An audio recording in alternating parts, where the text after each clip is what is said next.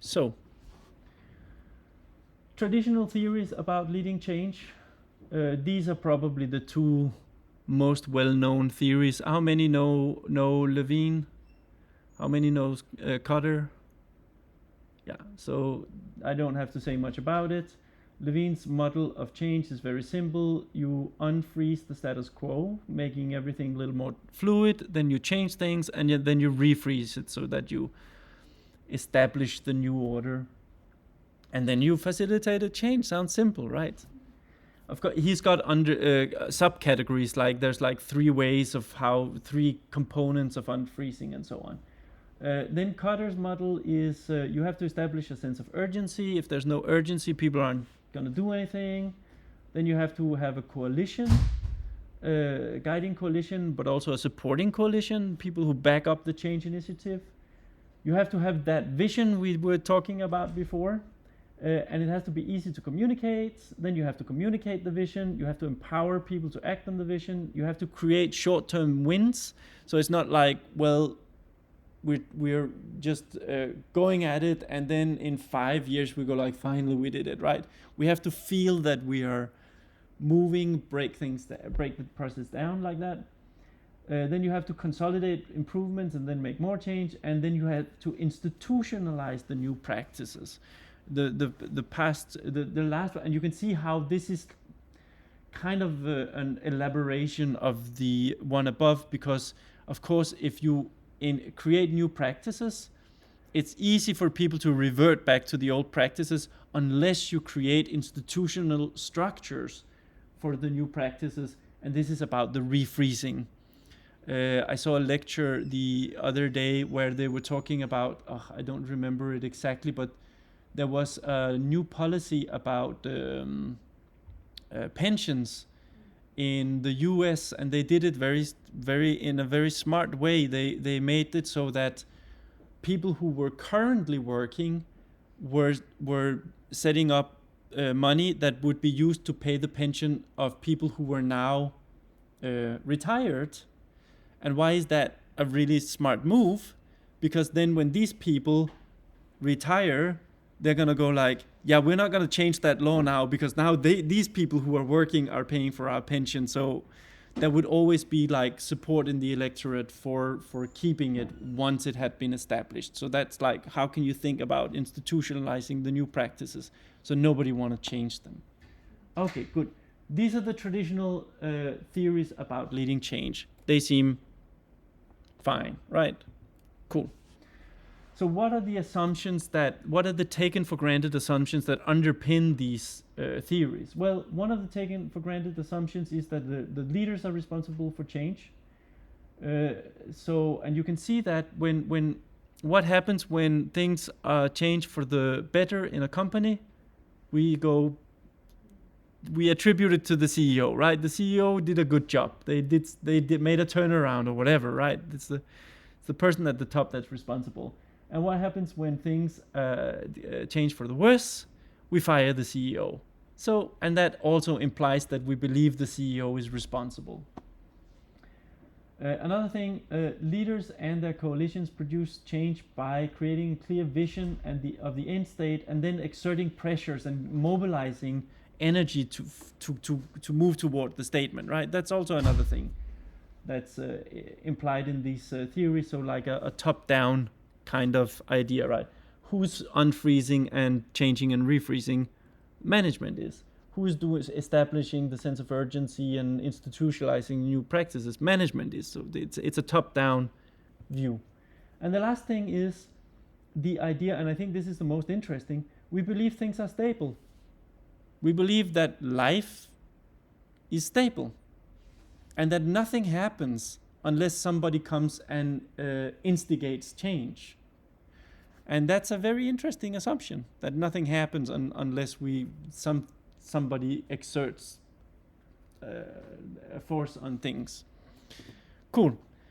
So when we take this step back that we have now taken a lot of times and say, well, what are the kind of questions that we need to address before we can address the question of how leaders lead change? Well, what is change? What do we mean by change? right? It's like and in particular organizational change. If I don't know, if the tables in the canteen gets a little bit of patina, like, you know, gets a bit older, is that change? Well, yeah, but it doesn't count. If we hire more people, is that change? Yeah, but if they do the same thing as we've always done, it doesn't count, right? So what change counts? What is change? What is not change? What's the kind of change that we're talking about?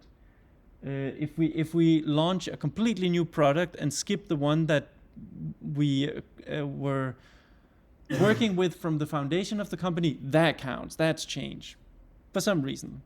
Why is that? How do we recognize when it has happened? That's another very good question, right? So, if we say we want to be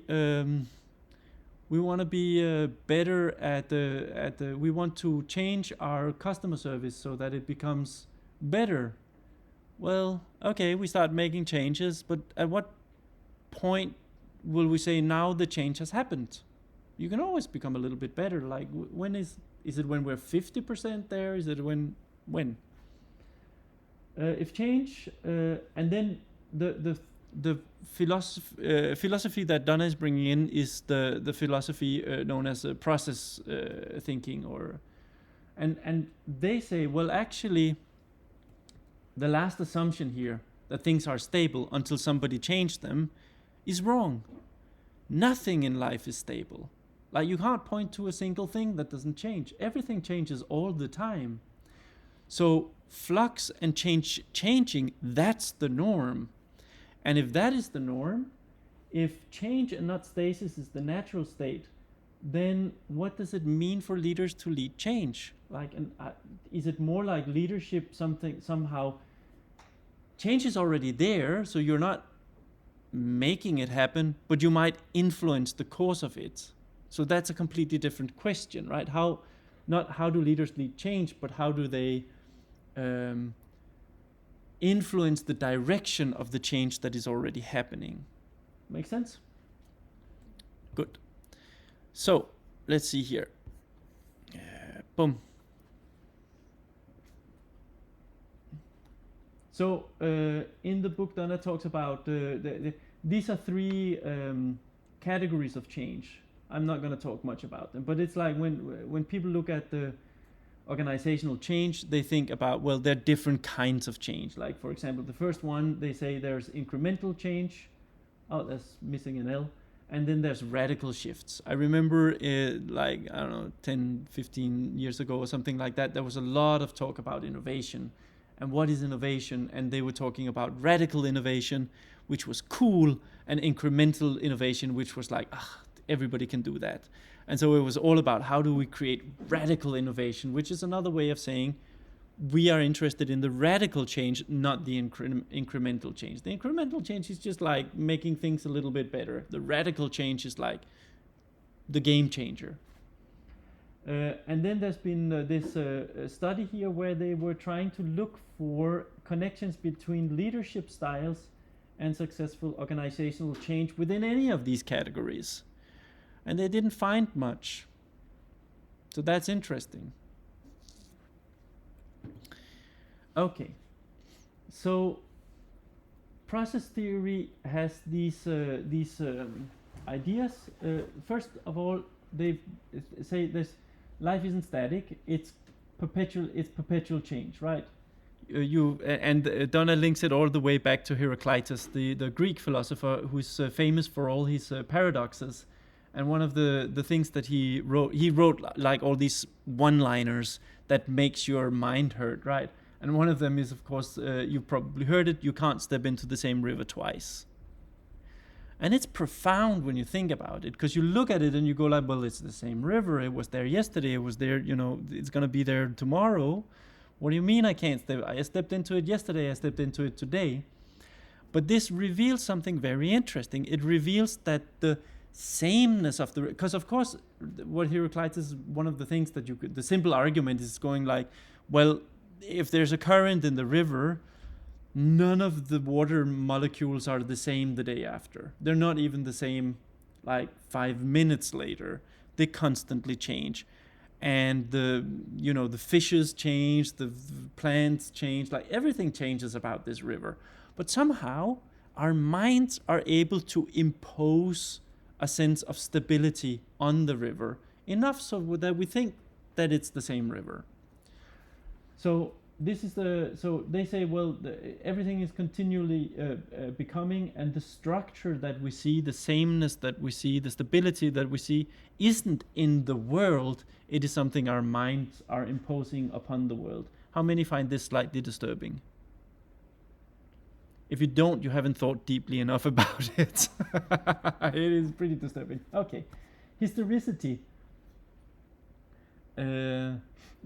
Think about it. I want to pressure this point a little bit. Think about it. How many people have looked at an offer in a store and go like, I'll go home and think about it. It's probably going to be there tomorrow. And then it's not, right? Yeah, things change. It's disturbing. You act now or you might have lost your opportunity. Okay. Historicity, our present experience, that is the way that we divide the flow of life into distinct and identifiable parts, is based on past experience. So we impose structure on the world, and the way we impose structure on the world is based on our history. You see, this is what we've been talking about before as well. When you look at a human body, right, what does a human body consist of? We agree on it, right? There's like feet and toes and fingers and like, what is it? Head, shoulders, knees and hips. And why? Because that's what we've been taught. But you could divide the human body in completely different ways if you liked. It might be practical, but there's nothing forcing you to divide it in this particular way. And sometimes great innovations happens when we take a phenomenon that we always divided in a certain way and start divided in a different way, right? We have leaders and followers. No, we have one thing. That's a different way. We got the relation. That's a different way of cutting up the world, a different structure we impose on it. Okay, perception. You perceiving the flow of life itself is too unmanageable. Think about it.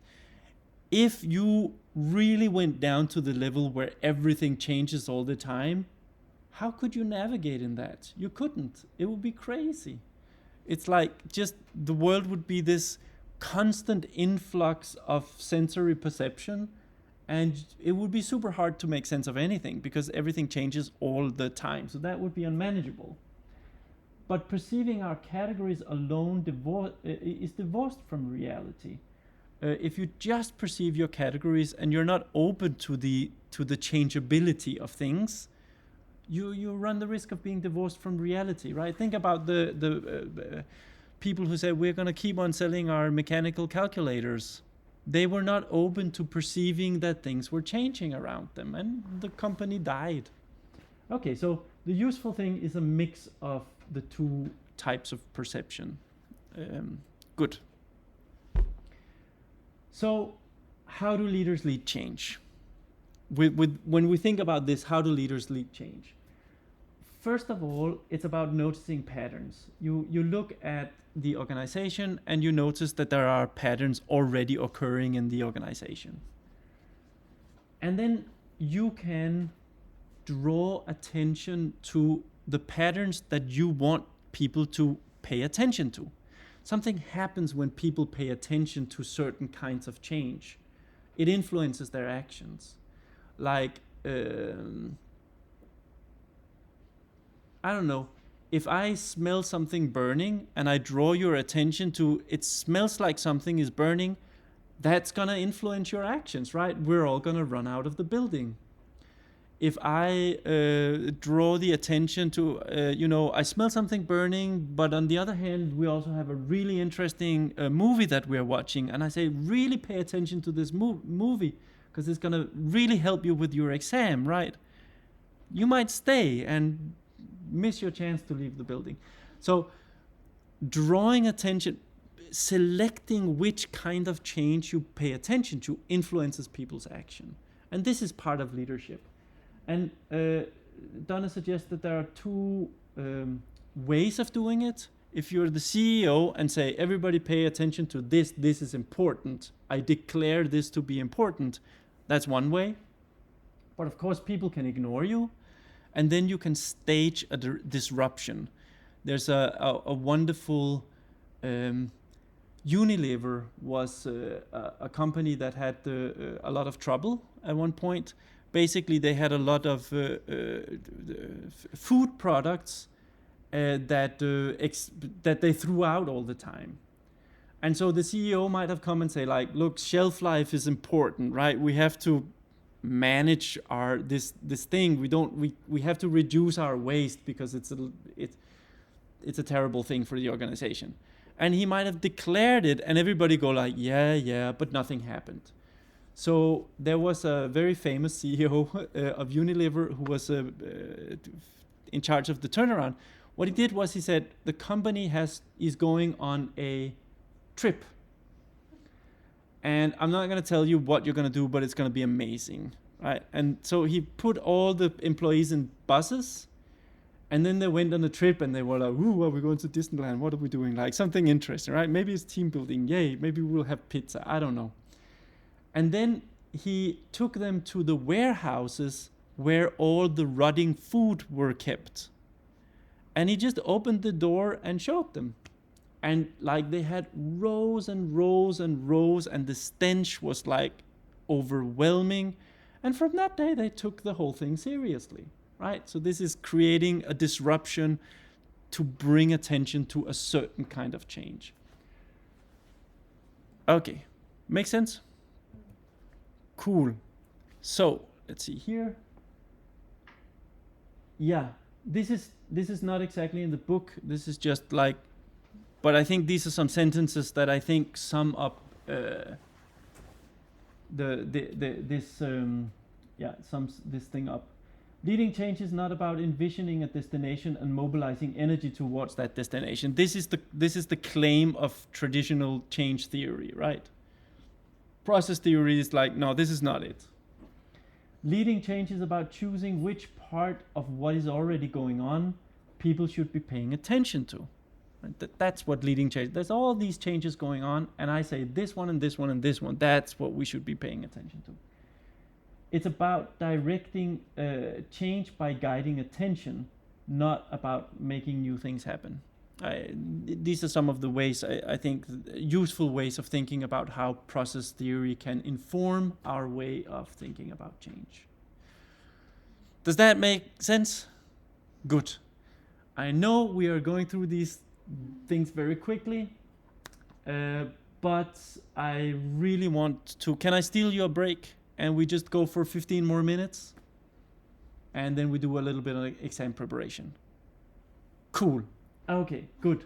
I hope this makes the how many have already read the chapters? Does it make it more digestible, more understandable? Maybe. Okay. And for those of you who haven't read it yet, I hope that if you read it with this in mind, it's going to make it more digestible. Good. So,